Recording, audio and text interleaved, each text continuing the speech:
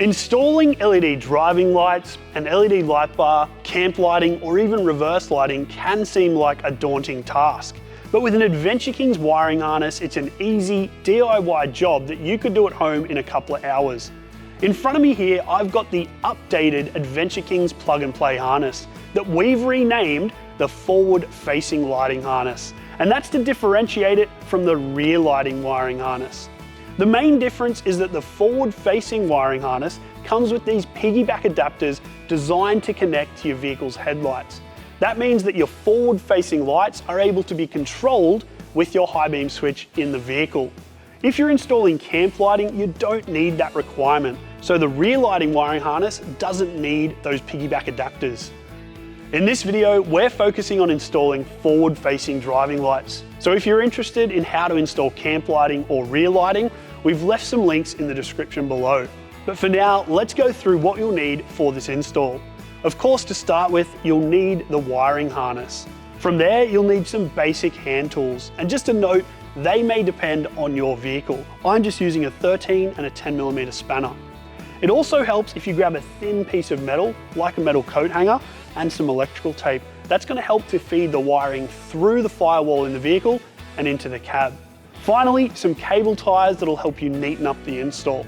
I've also got myself a portable light that's going to help when I'm up under the dash or sticking my head under the engine bay. Now let's take a moment to see what comes in the box and explain what every component does. Now when you first open it, it might look a little bit overwhelming, but rest assured, when you take a minute to look at it, it's fairly simple. You'll have this main bundle of wiring, and it's a good note here, you might need some scissors or side cutters to open up these two cable ties. And they're going to come in handy when we're tidying up later as well. This part of the harness is what takes power from your battery and actually delivers it to the driving lights, and it has four main components. Number one is the relay. That's this little box here. Now a relay is essentially an on-off switch that controls the main flow of power from the battery through to the driving lights, and it can be triggered from a separate switch, but more on that later. Now the relay that's fitted out of the box should be the 12-volt relay, and that's suitable for most four-wheel drives, SUVs, vans and utes. If you do have a truck or bus or some imported four-wheel drives, you may need to fit the 24-volt relay. It's as simple as gently removing it from the harness and then refitting the correct relay. Number two are the main positive and negative leads with eye terminals that go to the battery. And you'll also notice on the positive that there's an inline fuse holder. This actually comes with a standard size 25 amp blade fuse fitted. So before we do the install, make sure you remove that. We'll refit it at the end. Because it's a standard size, it's super easy to replace or refit in the future. Number three is the wiring that runs to the lights themselves. This has a waterproof Deutsch style connector on the end that matches the lights. Number four is the in-dash switch. Now that works in tandem with this little headlight adapter. And that's critical because it means that when your high beams are on, you can control your driving lights on and off with this switch. It also means that if your high beams are on, this switch is on, and you turn the high beams off, the driving lights will turn off as well, making it ADR legal. Then there are three other inclusions in the box. The first two are these headlight adapters that connect up to the harness with this white plug. Now these suit a H4 or HB3 style headlight bulb, which covers most automotive bulbs on the market. Of course, if you have a brand new vehicle that has things like LED headlights or projector headlights, or it has automatic headlights or CAN bus controlled lighting, you might need to source a model specific or even a trim level specific kit to suit your vehicle. Finally, there is this Y adapter that has a single Deutsch plug on one end and two Deutsch plugs on the other end. If you're using the wiring harness to control a single light bar, you don't need to use this and you can set it aside as a spare. But if you want to run a pair of driving lights, you can connect this up to the harness and it will give you two identical outputs. Now, onto the install. The first thing I'll need to do is actually position the relay somewhere close to the battery. It needs to be close to the starter battery to ensure that both the red and black wires can reach the terminals. But consider how they're run as well. Try and follow existing wiring runs to keep the install neat and tidy. Making sure you've removed the inline fuse, you can now attach the ring terminals to the respective battery terminals and re-tighten. You can then utilize an existing bolt on the inner guard or drill a new hole if needed.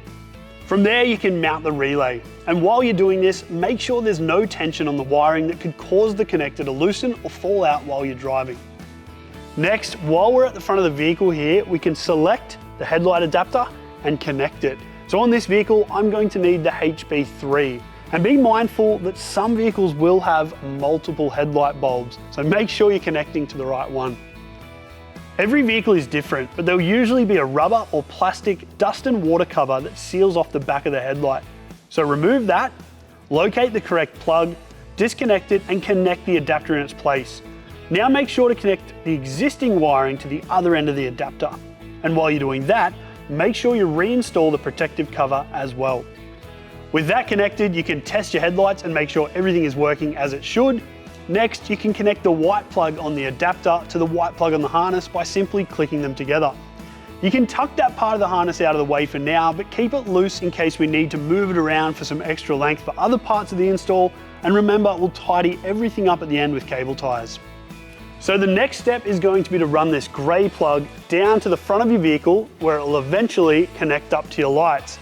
Now that might mean feeding it through the grille or feeding it through the radiator support. So do yourself a favor and take a second to see if you can remove the grille or any trim pieces to make life easier.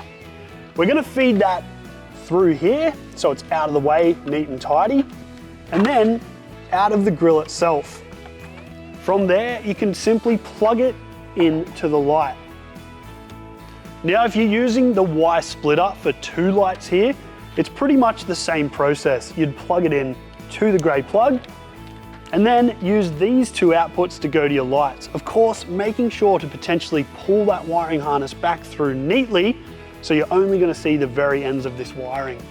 And of course, while running the wiring to the front of the vehicle, make sure to avoid any sharp edges, any moving parts, or anything that might get hot. And remember, we'll neat and tidy the whole lot and cable tie it at the end. So far, it's been pretty easy. What did I tell you? Now, the next step is actually to pass the wiring for the switch into the cab of the vehicle. Now, what you're gonna wanna look for here is a rubber grommet or blanking plate that separates the engine bay from the vehicle and keeps the dust and water out. Here, you can follow existing wiring to find a grommet, or if there's a spare grommet, you could poke a new hole through it, pass the wiring through, and then just make sure you seal it up at the end. But before we pass the wiring through, we're gonna need to disconnect the wires themselves from the back of the switch. First things first, take a photo of the wiring on the back of the switch so you don't forget how it was connected once we have to reconnect it. Then, to remove the wires, simply and gently pull them off the back of the terminals. There you are, so easy. Now I'm gonna show you a little trick that'll make running these wires through that grommet much easier. This is where you're gonna need your thin metal wire, coat hanger, and your electrical tape. Position the 3 terminals along the thin piece of metal and then use the tape to secure them on. Try and offset the terminals so you don't end up with one thick part. What we're trying to do here is wrap it along the thin piece of metal, which will allow us to push it through the grommet and grab that piece of metal from the other side, pulling the wires along with them. With the wire inside the vehicle, we're just about ready to reconnect the switch. But before I do, I've decided to mount this into the center console here. And to run the wiring to the switch and make sure I can connect it all up through the dash, I'm actually gonna remove the glove box and this trim panel here to make things easier. So,